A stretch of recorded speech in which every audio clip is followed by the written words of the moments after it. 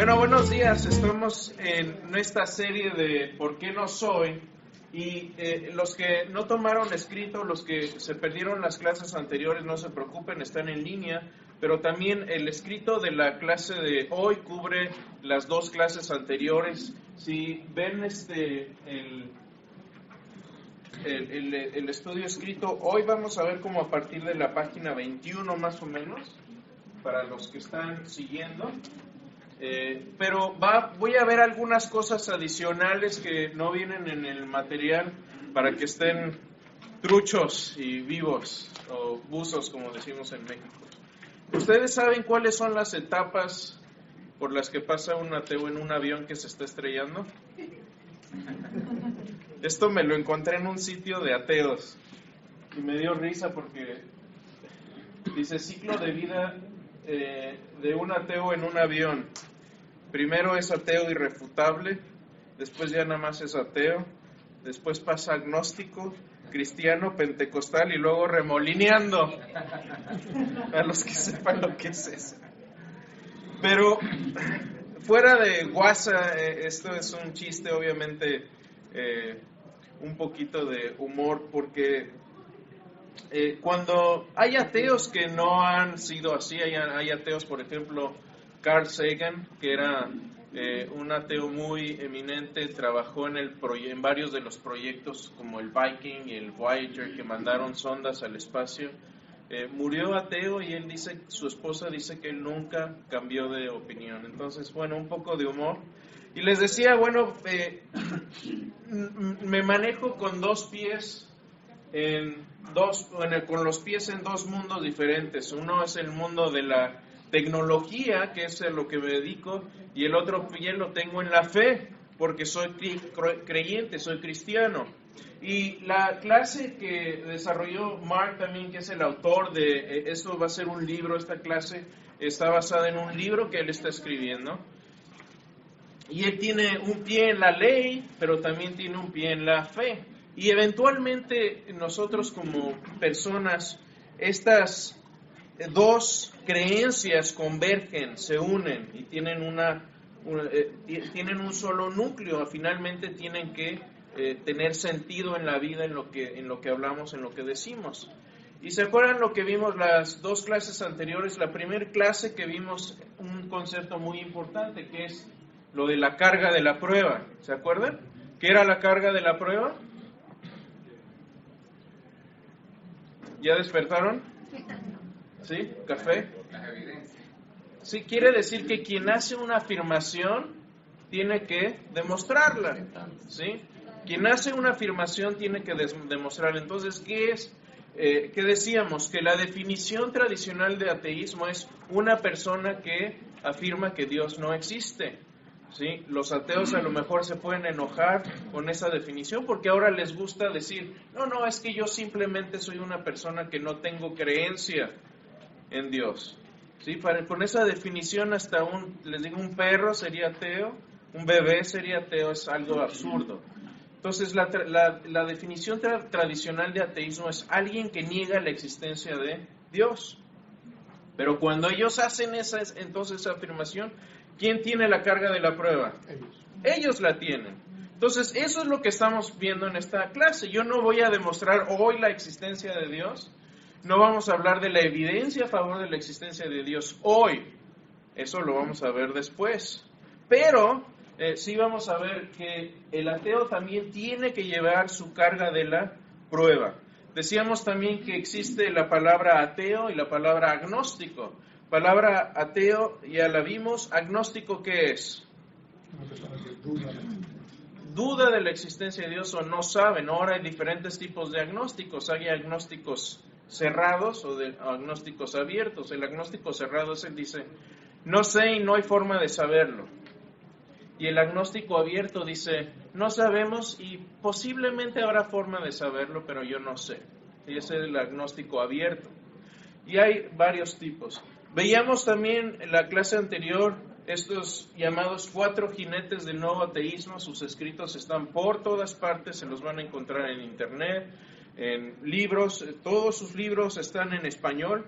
Y vimos algunos de sus escritos y cuando los analicemos vemos que mucho de esto del ateísmo son como dos estrategias principales que ellos usan. Es, primero, voltearte la tortilla con la carga de la prueba, ¿no? Es como cuando llegas a tu casa y piensas que tu esposa hizo algo mal y vas a corregirla y el que sale regañado es uno, ¿sí? Para que me entiendan, ese es más o menos el tipo de cosa, ¿eh? No que a mí me pase, ¿no? A mí no me pasa. No me pasa. No está aquí, ¿verdad? Mira. Y la otra es que usan errores lógicos o falacias lógicas, ¿sí? Es como decir, afuera está mojado, debe ser porque llovió. ¿Sí? ¿Está bien eso o no? ¿Por qué no? ¿Sí o no? Bueno, ¿qué tal si regó el sprinkler? Pudo haber sido los sprinklers. No es necesariamente porque llovió, pero a simple vista se ve lógico, ¿no? Está mojado afuera y llovió. A lo mejor el jardinero, bueno, ahorita ya casi no usan sprinklers. Es el mismo tipo de razonamiento que ellos utilizan. Ahora, hoy lo que vamos a hacer es algo que a mí me divierte muchísimo, me encanta ver qué es lo que piensa la gente en internet cuando habla de estas cosas. ¿Por qué? Porque eso es lo que mis hijas se van a meter a ver. Eso es lo que sus hijos y mis hijos y los hijos de sus hijos van a encontrar en internet. Van a meterse y van a encontrar, y a lo mejor lo van a encontrar por accidente, se van a meter algún video de YouTube y van a encontrar un anuncio que diga, venga a visitar nuestro sitio de ateos y agnósticos hispanos. Existe. Son sociedades que existen. Hay sociedades de ateos en todos los países de Latinoamérica y se los van a encontrar. Entonces es importante ver qué es lo que están viendo, qué es lo que están escribiendo, qué es lo que piensan estas personas. La vez pasada les preguntaba, ¿cuántos de ustedes tienen familiares que sean ateos? Y casi la mitad de la clase levantó la mano. Es un porcentaje bastante alto de gente. Entonces, tenemos que aprender estas cosas para saber qué hacer, qué decir, ¿sí? ¿Alguno de ustedes ha tenido conversaciones con algún familiar o amigo ateo? ¿Sí? ¿Es más o menos lo que escuchas? ¿Sí? ¿Alguna otra cosa diferente? Nadie más habla con ateos, ¿nomás yo? ¿Sí? ¿Y qué es lo que escuchas más o menos? ¿Cuáles son si tú hablas con esta persona y le dices, ¿cuál es tu argumento más contundente de la inexistencia de Dios? ¿Qué te diría? En mi caso no tienes simplemente historias, lecturas que ha hecho por internet y las crees, pero no tienes ninguna evidencia sobre refutar o refutar esos escritos, esos anuncios. Es muy interesante. Bueno, yo me puse a buscar. Perdón, Chris, y también se basan en que si realmente existiera un Dios no habría mal, no habría guerra, no habría enfermedades. Esa es una de las que vamos a ver ahorita. Precisamente esa es una de las objeciones más grandes. La vamos a tocar aquí. Pero me metí a ver en... Ah, sí, perdón, Elizabeth. No, que te quería preguntar, porque quiero saber, los ateos no creen en Dios, pero ellos creen en el diablo, creen en algo o simplemente... La mayoría de ellos, obviamente cada persona es diferente y hay que preguntarles, ¿no? Hay ateos, hay dos cosas acá. El ateo, hay normalmente de dos tipos. Hay uno que es el ateo materialista o naturalista, ¿sí? Y el naturalismo dice, somos materia y energía en el universo, es todo lo que hay, todo lo que habrá y todo lo que ha habido. Ese es el ateo naturalista. Es decir, no hay nada fuera de la naturaleza, ¿sí? Y está hay ateos que son no naturalistas, es decir, que dicen, yo no creo en Dios, pero puede ser que haya materia que sea de tipo espiritual, a lo mejor hay alguna otra cosa, a lo mejor sí tenemos alma, por ejemplo, algunos creen que hay un espíritu, Eso no se llama un panteísta. Inmaterial. No, porque el panteísta es el que cree en muchos dioses, ellos no creen en ningún No dios. pueden creer que el universo es Dios, algo así. Sí, por ejemplo, Spinoza o Einstein pensaban que Dios echó a andar el universo, pero no es un Dios personal, es simplemente como la fuerza de Star Wars, más o menos. Pero eso no es un ateo. Pues sí. No, pero hay ateos que creen en esas cosas. Yo me los he encontrado. Ahora, la gran mayoría de los ateos están en esta área, acá. La gran mayoría, yo diría que el 95% o más están. Ajá, sí. Tengo muchas amistades yo sí tengo muchas amistades que son ateas. Ajá. Ellos creen en las estrellas, en el poder galáctico y todas esas cosas. Acá caen. Sí, Sí, son los que les llaman los ateos Jedi. Pero eso no Sí. es un, eso Son no es los un ateos que verdadero ateo. creen en Star Wars y en cosas así, en la fuerza y tienen sus... Sí.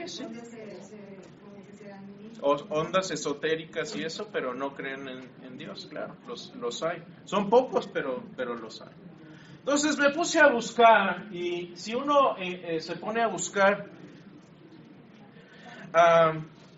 una de las primeras páginas que le tocan a uno ahí es esta, que Dios es imaginario. 50 pruebas simples. Yo dije, wow, ya vamos a ver finalmente una prueba de la inexistencia de Dios. Y esto es lo que dice ese escrito. Si ustedes se meten en ese escrito, esto es lo que dice. Se los voy a leer, pongan mucha atención. ¿Querían escuchar una prueba de la inexistencia de Dios? Según ellos es esta. Ahí va. Finalmente, los ateos orgullosamente podemos anunciar que tenemos la prueba de la inexistencia de Dios, y de hecho cualquier Dios. Y esto no es solo un poco de retórica débil para llenar un vacío lógico en un debate. Es una prueba irrefutable que demuestra más allá de toda duda que simplemente no hay dioses en el universo, o fuera del universo si eso significa algo.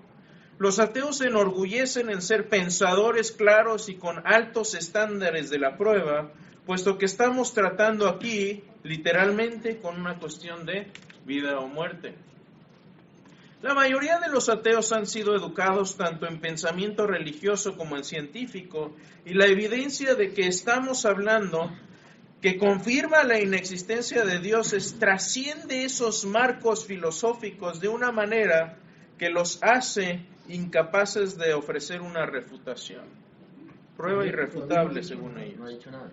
Nuestra prueba se basa en ciencia y ciertamente, no se basa en ciencia y ciertamente tampoco se basa en la fe. No ha dicho nada. Ahí va, espere.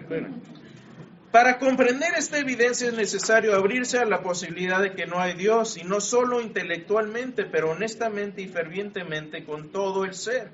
Los religiosos afirman que la evidencia no es visible y que simplemente no se puede mostrar a alguien que no quiere verla. No puede deducirse de las leyes de la lógica o mediante el uso de cualquier estilo de retórica, ni puede ser vista o detectada por ningún instrumento hecho por el hombre. Los ateos saben que esta evidencia es cierta, tan cierta como que el sol se levantó esta mañana. Alégrense porque tenemos las pruebas necesarias para liberarnos del pequeño dogma de las ciencias, de las creencias religiosas, los sofismas, las mentiras y las doctrinas falsas y las alabanzas. Oh Dios, las alabanzas sin fin. A los creyentes que nos reten y nos acusen de no tener esta evidencia, les digo esto: prueba que no la tengo. Eso es. ¿Se acuerdan que hablamos de voltear la tortilla? La carga de la prueba. Eso es el resumen. Ahora, yo estoy seguro que si algún ateo ve esto va a decir, nah, es un chiste. Ok, es un chiste, está bien. Pero vamos a ver, me puse a buscar más. Dije, ok, tomemos esto como un chiste. Está bien. Me gustó esta porque los ateos generalmente no se toman la carga de la prueba, se basan en cambiarte la tortilla, ¿no? Bueno, me encontré este escrito y dije, ok, vamos a verlo. Y según ellos, ya es una refutación de la existencia de Dios. ¿Lo quieren ver? ¿Listos? A ver, ustedes lo van a resolver, no yo, ¿eh? Sí ya es uno serio, ¿eh? Así que usos. Dios no existe, dice. Este es un sitio en Facebook, por cierto. Dice, aclaremos que el título en primera instancia intenta cumplir la función de todo título, el cual naturalmente atraer la atención del público, del lector. Debemos también aclarar que por Dios no existe me refiero, claro, al Dios cristiano. ¿Ok? Es en efecto el concepto de Dios que se intenta falsar en el presente argumento. Y me voy a brincar un poquito aquí, pero vamos al argumento. ¿Sí? Esto es un argumento lógico. ¿Sí? Y viene aquí está el argumento en sí. Dice así, premisa número 1. Si se es humano, entonces se es imperfecto. Premisa número 2.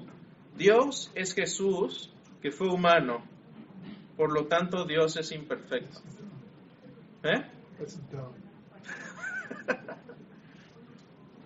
¿Qué les parece la refutación de la existencia del... ¿Mande? ¿Dónde está el problema aquí? Ustedes díganme. El Dios es perfecto y Jesucristo es Dios. Si se es humano, entonces se es imperfecto. ¿Es esto cierto o falso? ¿Dios es Jesús que fue humano? En parte. No conocen la verdad. Todos están así como que... No, ahí es una verdad media. Vino al mundo. La primera premisa es verdadera. Miren, aquí lo ¿Cómo?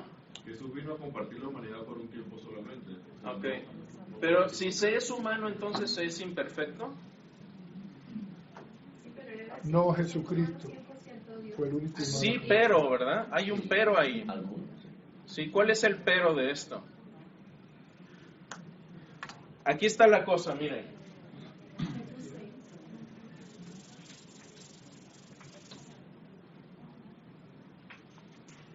Aquí dice, si es humano,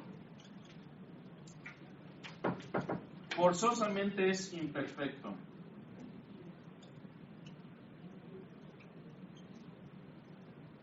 ¿Cierto o no? Sí. Bueno, no necesariamente, porque si Jesús lo contamos dentro de este conjunto, entonces esto ya no es cierto. ¿Se dan cuenta? Porque Jesús no fue imperfecto, Jesús fue perfecto. Están jugando con los conceptos. Esto es mala teología. Es teología de primer año de seminario. ¿Por qué? Porque si Jesús fue humano y Jesús fue perfecto, entonces ya no es verdad que todos los humanos son imperfectos. Entonces esta primera premisa es falsa. Pero cuando uno lo lee dice, no, pues como que, pues sí, los humanos somos imperfectos, con una excepción. Y esa excepción es lo que cambia toda la situación. Pero esta es su prueba. Esta es su prueba. Esto es lo más tremendo que van a encontrar ustedes en el internet. No hay mucho más. Bueno, pero vamos a ver algunas más por ahí. Por ejemplo, esto lo escribió Masho. Masho, necesitas ir a unas clases de teología. Te invitamos aquí a la clase. Hay lugar todavía. Así que vente. Entonces este argumento es falso. Decíamos, si Jesús fue divino, entonces Jesús fue perfecto. Jesús fue divino, por lo tanto Jesús fue perfecto. ¿Sí? ¿Ven cómo? Este es el argumento correcto. Si Jesús fue divino, ¿están de acuerdo con eso? ¿Jesús fue divino o no? Sí. Es lo que enseña la Escritura. Entonces Jesús fue perfecto. Jesús fue divino, entonces Jesús fue perfecto. Y Jesús fue hombre y perfecto, entonces ya no se cumple esto que todos los hombres han sido imperfectos, ha habido una excepción. Entonces, ¿se fijan cómo se sacan estos trucos de la manga? ¿Perdón? El origen de Jesús no es igual que el origen humano regular. Es un error, exactamente, es un error de categoría. Están poniendo a Jesús en la categoría de imperfección y eso es con lo que empiezan para deducir que Dios es imperfecto. Son trucos retóricos. No, esto se llama usar mal la lógica. Sí, porque ellos, mira, al menos les aplaudo esto, que por lo menos en este caso ellos llevaron la carga de la prueba, ellos dijeron, ok, vamos nosotros a demostrar la inexistencia de Dios. Es de veras de las pocas veces que lo he visto, que intentan hacerlo. Pero, y también tratan de dar evidencia positiva de la inexistencia de Dios. Y usa lógica formal. Dije, me encantó, dije, ahora sí vamos a ver algo interesante por fin. Y no será. Pero a ver, vamos a ver algunas otras. Por ejemplo, si seguimos viendo aquí la lista de este amigo, va a decir, ahí dice, notemos que no hay evidencia científica de la existencia de Dios. Hablamos de esto un poco la vez anterior. ¿Qué decíamos la vez pasada? Si te dicen, a ver, demuestra científicamente la existencia de Dios. Se está usando el mismo, no se puede medir algo científico con algo espiritual. Exactamente, estás usando el método incorrecto. Es como si te dijera, ¿sabes qué? Me siento mal, tengo un poco de fiebre, ¿podrías traer el medidor de llantas y decirme qué temperatura tengo? Eso es lo que están pidiendo, que la presión. Ahí sí, dejémosle ahí, ¿no? ¿Estás presionado? Se puede deteriorar esta situación gravemente. Pero fíjense, cuando dicen, número 2, cuando dicen no hay evidencia científica, sí, la ciencia es el estudio del universo. Dios es creador del universo, no es parte del universo, o está formado, o está entretejido en el universo. Dios es aparte del universo. Entonces, si estás estudiando la naturaleza, no vas a encontrar ahí a Dios, ahora vas a encontrar evidencia circunstancial de los efectos de la existencia de Dios. Eso es lo que vamos a ver después. Pero aquí yo no voy a demostrar nada, lo vamos a ver después.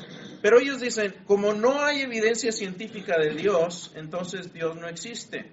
Ahora, yo cuando me sacan esto les digo, tú como ateo crees en muchísimas cosas independientemente de la evidencia científica. Escúchame, déjeme repetir esto. Los ateos y toda persona, ustedes y yo aquí, creemos muchas cosas sin necesidad de evidencia científica. De hecho, yo diría que la mayoría de las cosas que sabemos con certeza en esta vida no se pueden demostrar científicamente. Por ejemplo, si ustedes interrogaran a mi esposa y le dijeran, ¿amas a tu esposo? No diga. ¿Se puede demostrar eso científicamente? Pero ¿qué tal en una corte? ¿Hay crímenes pasionales o no? ¿Se puede probar la intención de alguien? Se puede hacer todo eso. Pero vamos a ver algunas cosas. Por ejemplo, las leyes de la lógica no se pueden demostrar científicamente. Ahorita vamos a aclarar eso. Las matemáticas tampoco. De hecho, la lógica y las matemáticas son la base de la ciencia. La ciencia tiene que presuponer que las matemáticas funcionan y que la lógica es algo válido para poder empezar a usar el método científico. Eso lo tienen que creer a fuerzas. Existencia de la realidad. ¿Sí? Ustedes están en el Matrix. No hay forma de saber, pero por lo menos nuestros sentidos nos dicen que estamos en esta realidad, que existimos, que hay otras mentes como la mía inteligentes que están aquí. No necesito ciencia para deducir eso, ¿o sí? No. ¿Qué más? Confiabilidad de los sentidos. ¿Necesitan ciencia para escucharme? Tal vez para entender cómo se escucha, un médico necesita estudiar ciencia, pero ustedes me están escuchando, ¿no? Es como un tío que nada más se subía al carro y le prendía, y una vez vimos que era de velocidades el carro y se fue en primera, lo usó en primera, quién sabe cuántos meses o años, no sé. No sabía que había más velocidad y ahí venía forzando el motor en primera. Bueno, ya hay gente que es así, ¿no? No sabes que hay que echarle gasolina y ya, ¿no? Pero también lleva aceite y mantenimiento. Bueno, aquí hay un buen mecánico, por cierto, si necesitan uno. Cuestiones morales. ¿Qué es bueno y qué es malo? ¿Se puede deducir con ciencia? No. Cosa importantísima, y los mismos científicos tienen que guiarse por las leyes de la ética. No se vale falsificar documentos científicos para echarte más de lo que eres o atribuirte cosas que no eres. Juicios estéticos. Qué bonito está el día de hoy. ¿Necesitamos ciencia para saber eso? Qué bonito cuadro. Qué bien pintas. Qué bien te ves hoy. Son juicios estéticos que no necesitamos ciencia. Y otra vez, irónicamente, el mismo método científico no se puede demostrar con ciencia. Es como decir, solo lo que puedes probar con ciencia es válido. Bueno, eso que acabas de decir, no lo has demostrado con ciencia, es una presuposición. ¿Se dan cuenta? Entonces, hay muchas cosas, de hecho, la mayoría de las cosas que sabemos las creemos sin ciencia. Otra, ¿han escuchado esta? La oración no sirve. Es inútil orar.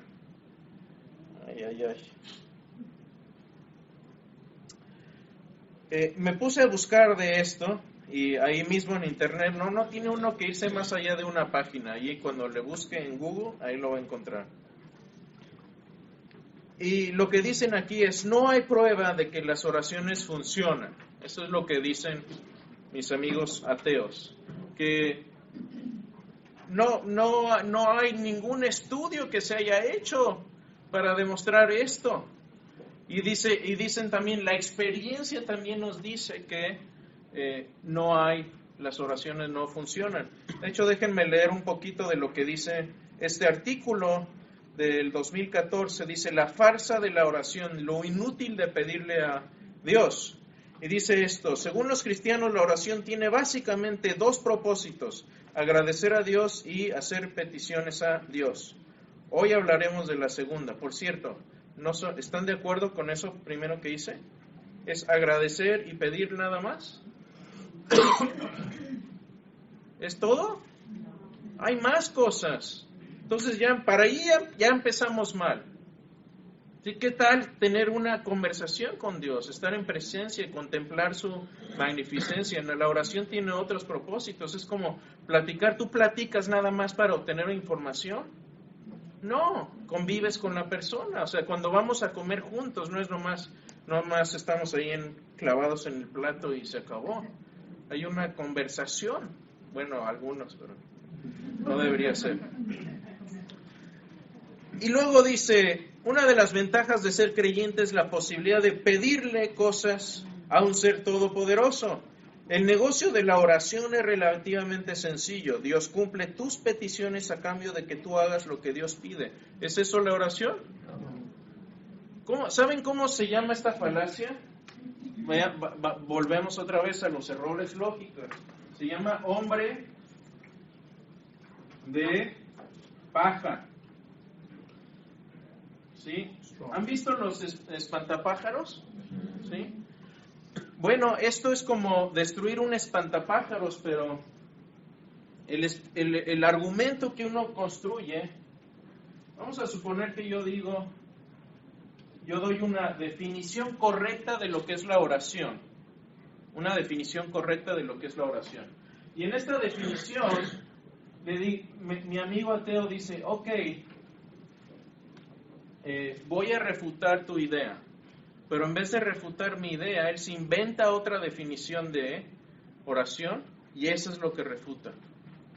Para empezar, miren, yo cuando veo este tipo de escritos, ya cuando mal representan lo que yo creo, yo simplemente o dejo de leer, o si es una conversación que estoy teniendo con una persona, le digo, ¿sabes qué? Ese Dios que tú estás definiendo, como lo tú estás definiendo, yo tampoco creo en él. ¿Ok? Lo que tú estás inventando, yo no lo creo tampoco. Así que hablemos mejor de lo que realmente creo para tener una conversación seria.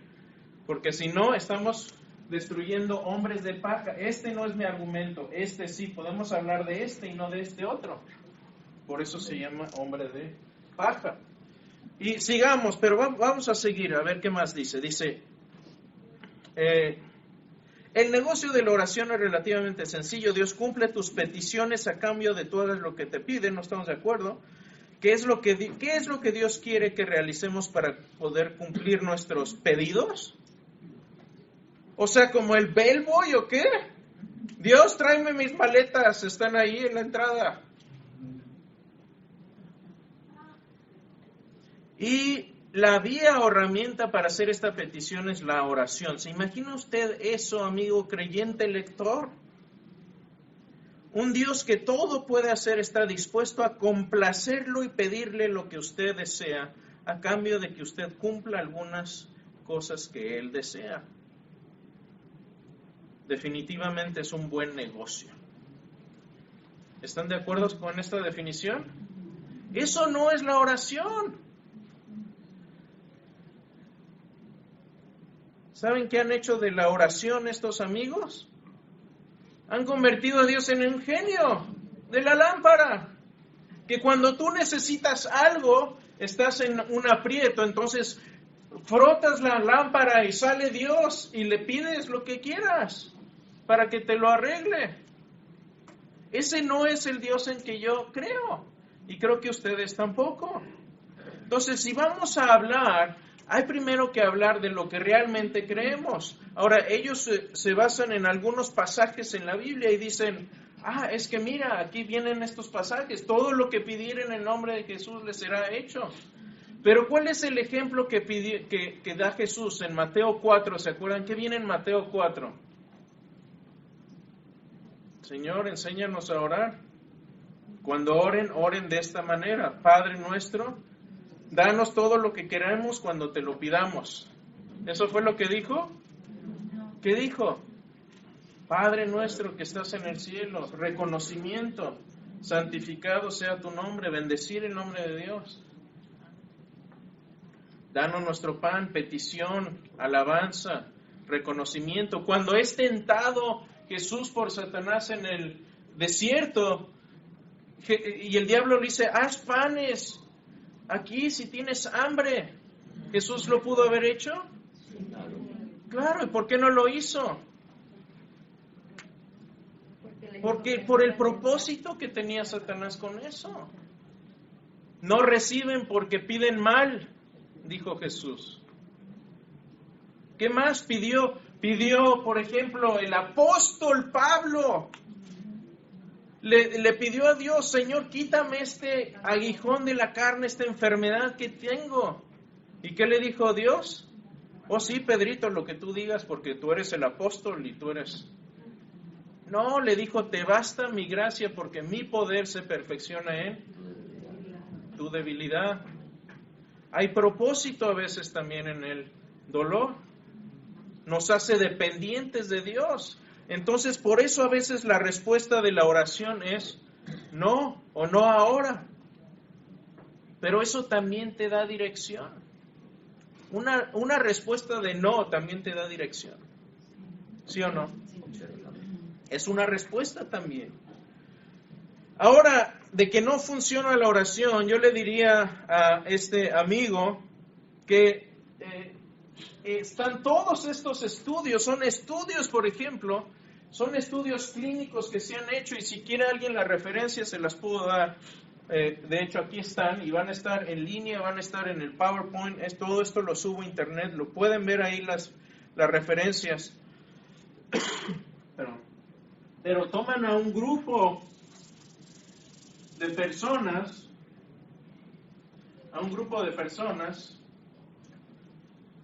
perdón por... Están enfermos. Enfermos, y tienen otro grupo aquí similar de personas, también enfermos, y estos reciben oración y estos no reciben oración. Ahora, el problema con algunos de esos estudios es que luego se los hacen a gente y les dicen, oye, asegúrate de que cuando estés en el hospital enfermo de cáncer, asegúrate que nadie vaya a orar por ti. ¿Tiene sentido eso? No. Entonces, muchas veces estos estudios no se han hecho bien, pero hay algunos estudios, por ejemplo, que se han hecho en donde gente que no tiene creencia en Dios van de regreso y dicen, wow, los resultados de esta gente por la que se oró, que tienen significativamente mayores posibilidades de vida después de su enfermedad, como que deja mucho que investigar más acerca de eso. Los resultados son lo suficientemente sorprendentes para investigar más acerca de esto. Gente no creyente, y ahí están las referencias, no las voy a leer porque se nos va el tiempo nada más en este tema, pero son estudios fascinantes y yo he visto en mi propia vida cómo funciona la oración. Así que diga que no funciona va en contra de mi experiencia y contra de la experiencia de muchísimos cristianos, no solo vivos hoy, sino a través de las edades, ¿sí o no? Así que Dios dice, pruébame, a lo mejor tendría que empezar a orar para ver si funciona la oración. Tal vez no funciona porque nunca he orado. Otra, ¿no han oído esta? No puedo verlo. Hay muchas cosas que no podemos ver y está ahí. El amor en la gente. ¿Sí? Muchas cosas que no podemos ver, pero se puede deducir que están ahí. Por cierto, me recuerda esto de no puedo verlo, la parábola, que yo creo que no es parábola, yo creo que es una enseñanza literal de Jesús, porque en las parábolas no se nombra a los participantes, en esta sí lo nombra Jesús. Y cuando está Lázaro el rico, ¿quién se acuerda de esta historia que cuenta Jesús? Sí, que estaba Lázaro y el rico, y el rico termina en el infierno, en el Hades, ¿perdón? Pide agua y le dice, Padre Abraham, dame agua. Y lo que sucede aquí prácticamente es que el hombre rico no está arrepentido, sino que quiere que vaya, le dice a Abraham, deja por favor, o manda a alguien que les hable a mis familiares, para que sepan que está este lugar aquí, y que no vengan ellos acá. Fíjense, en primer lugar, no muestra arrepentimiento de estar en ese lugar, ese es un tema aparte, pero también les dice, ¿saben qué? No vas a ir. Jesús, ¿qué contesta esto? Cuando le dice, manda a alguien para que les hable, Jesús, ¿qué contesta? Si no oyen a Moisés y a los profetas, tampoco se van a convencer aunque alguien se levante de los muertos. Eso es lo que pasó. Yo creo que Jesús aquí estaba hablando de su resurrección. Y muchas veces eso pasa aquí con mis amigos ateos, que no hay nada que los convencería. Absolutamente nada que los convencería. Pero eso no es un problema de evidencia. Es un problema de no querer reconocer. Pero lo mismo lo dijo Jesús, curiosamente. Si no creyeron a Moisés y a los profetas, tampoco se van a persuadir si alguno se levantare de los muertos. Ahora, el profesor J.P. Moreland tiene un dicho que a mí me encanta, y es parte por la que no podemos ver a Dios. Obviamente hay más razones, pero esta es una razón muy importante. Dios nos da suficiente evidencia de su existencia para que aquellos que quieran creer tengan su creencia justificada, pero no tanta evidencia que cause a aquellos que no quieran creer a tener que fingir lealtad a Dios. ¿Por qué? Porque si no ya... Imagínense si de repente en el cielo se ve una gran espada de fuego y dice, soy Dios, aquí estoy. Los que no creen van a tener ahora que ya está la evidencia. Obviamente algunos dirían, no, estoy alucinando. Sí. Pero aunque les dieras ese tipo de pruebas, ahora, ¿qué es lo que va a pasar? Que van a tener que fingirle lealtad, aunque no quieran. Aunque no quieran. Y una lealtad fingida siempre es una rebelión en potencia. Si no lean Apocalipsis, y hubo guerra en el cielo. Todos estos temas los toco en la serie del problema del mal, por qué Dios permite el mal. Está ahí en internet si quieren ver más de esto, pero esto es lo que dice el doctor J.P. Moreland, me parece muy, muy acertado. ¿Alguna pregunta hasta aquí? ¿Sí, David? Oye, Cris, ¿el ateísmo tiene origen babilónico? No, el origen del ateísmo es humano. No nació en Babilonia. ¿Mande? No nació en Babilonia. Como nacieron tantas cosas ahí. No creo. Yo creo que cuando la Biblia se refiere a Babilonia se refiere a la gran corrupción humana, a la maldad humana. Entonces, no creo. Yo creo que la negación de Dios como tal, como viene en Romanos 1, es algo inherente al ser humano. Desde que existe el ser humano, existe la tendencia de negar la existencia de Dios y enfocarse a las cosas creadas, que es lo que dice Romanos 1. Entonces yo creo que no solo es babilónico, es inherente en todas las culturas y en todos los humanos. Desde el momento en que cayó Adán fue por no creerle a Dios. Obviamente eso no es un tipo de ateísmo, pero en cierta forma sí lo es.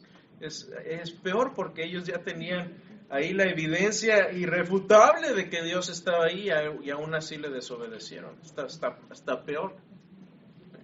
¿Sí? Bueno, podría ser o sea, la base, o más o menos, cuando Caín, o sea, después de, o sea, que se comentó más, o sea, se hizo más. Oh, claro, yo creo que después de la caída del hombre, ahí sí. O sea, fue muy rebelde Caín. Sí, yo creo que sí. Yo creo que después de la caída del hombre, la tendencia de no tener que rendirle cuentas a nadie. ¿Cuántos hijos nuestros les gusta rendirnos cuentas? Es lo mismo con nosotros. No nos gusta tener una persona de autoridad, y menos si esa persona de autoridad es moralmente perfecta, omnipotente y omnipresente. Imagínate, nada de lo que hagas malo está encubierto. No te puedes meter al closet y esconderte de Dios. Creo que por ahí va la cosa. Sí. Yo tenía un compañero que decía que no creía en Dios, pero porque él no contestó una petición que él hizo a Dios.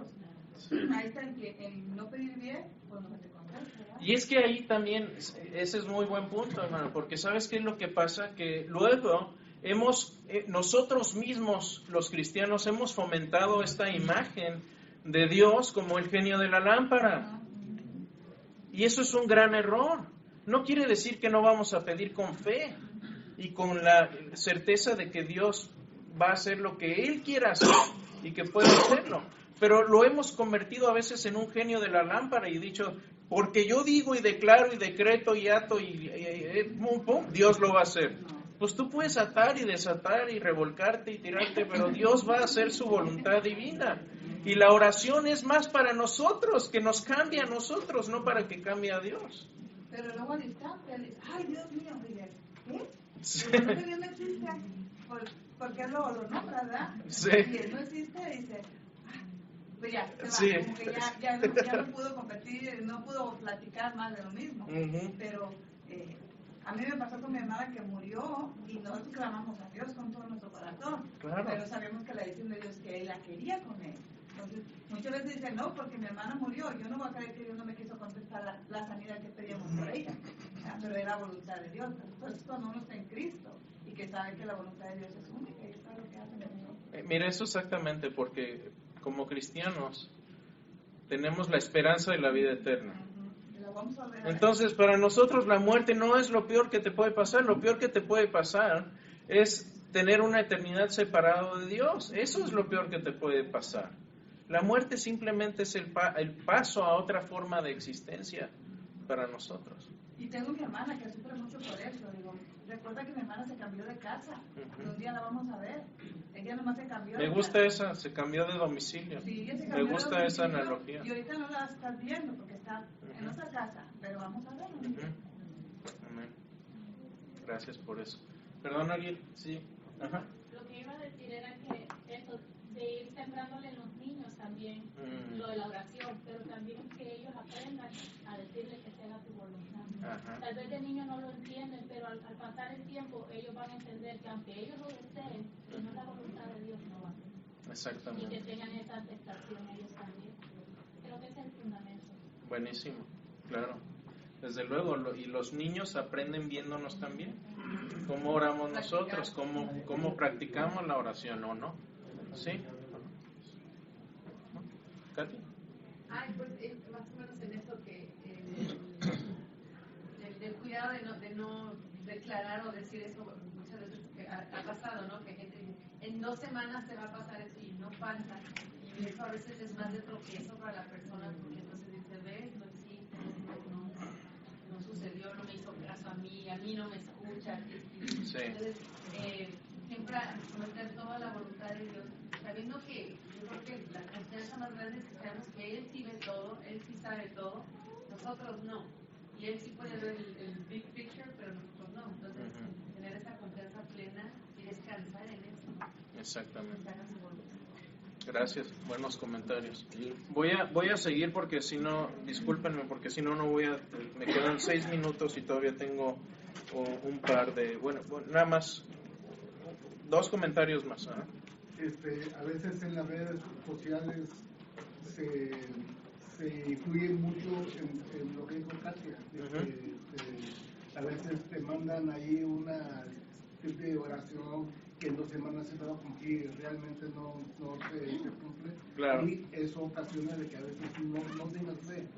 Claro, pues entonces la gente que ve eso dice, pues no les funcionó, es porque Dios no existe, y claro que no tiene. Ajá. Sí, referente a la predestinación, se supone entonces que el que nació ateo, como ese científico de Carl Sagan, nació con el propósito de nunca conocer de Dios hasta el final.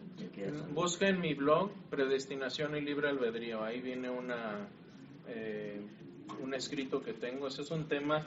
Preguntaste el tema de los 64,000, pero tiene respuesta, simplemente que por el tiempo no puedo darte una respuesta detallada, pero busca en mi blog Predestinación y Libre Albedrío, ahí viene. Bueno, terminemos con esto. Algunos dicen, ustedes los creyentes también son ateos. Y, a ver, ¿creyente puede ser ateo? Fíjense lo que dicen. Esto lo oigo todo el tiempo y por eso lo menciono. Es una tontería, pero lo van a encontrar como oración atea todo el tiempo. Ustedes los cristianos, dicen, son ateos en cuanto a Thor, Zeus y Quetzalcóatl y miles de otros dioses. Nosotros simplemente vamos un Dios más allá que ustedes. Ok, déjenme decirles, mi respuesta cuando una vez una persona me dijo esto, le dije, ok, ya se fue mi esposa, ¿eh? Yo soy soltero en cuanto se refiere a mi vecina, a la de enfrente, a la de al lado y a todas las mujeres del mundo. Lo que hace la diferencia es una única mujer con la que estoy casado. El decir que Zeus no existe y que por lo tanto Dios no existe es tan lógico como decir Bugs Bunny no existe y por lo tanto los conejos no existen. ¿Sí? Lo que hace la diferencia es el único Dios en el que creemos, si es el Dios verdadero, no en los 10,000 que no creemos como ellos. El que ellos vayan uno más allá es ilógico dada la evidencia de la existencia de Dios. No lo vamos a ver hoy, pero lo vamos a ver en otro momento. Y finalmente, hay demasiada maldad. De esto, si esto es algo que a ustedes en su corazón, en su mente les causa preocupación, tengo toda una clase que vimos durante 6 meses en mi página, por qué Dios permite el mal. Pero voy a resumir esto, porque cuando empieza el ateo dice, esta es la respuesta. La maldad no es evidencia de la inexistencia de Dios, es evidencia de que el hombre tiene un problema serio y necesita regeneración. Por otro lado, cuando ellos me dicen, hay demasiada maldad en el cielo, le digo, ok, en tu cosmovisión aquí está el paso 1. En el principio fue el átomo de carbono. Y en el paso 96,000,000,300,000, etcétera, etcétera. En ese paso tenemos un bebé con valor intrínseco, moral. ¿De dónde viene el valor de un niño? ¿Por qué es malo hacerle mal a un niño o torturarlos o hacerles una maldad? ¿Por qué está mal?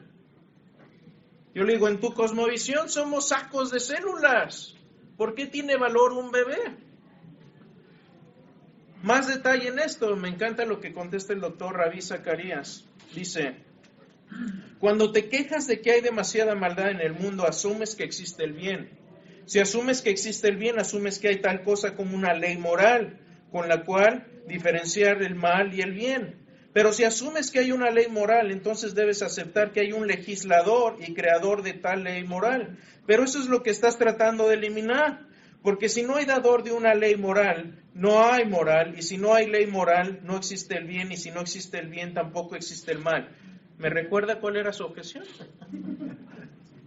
Si existe el mal, el que existe el mal es un argumento a favor de la existencia de Dios, no en contra, porque en el ateísmo somos sacos de células. Déjenme terminar con esto.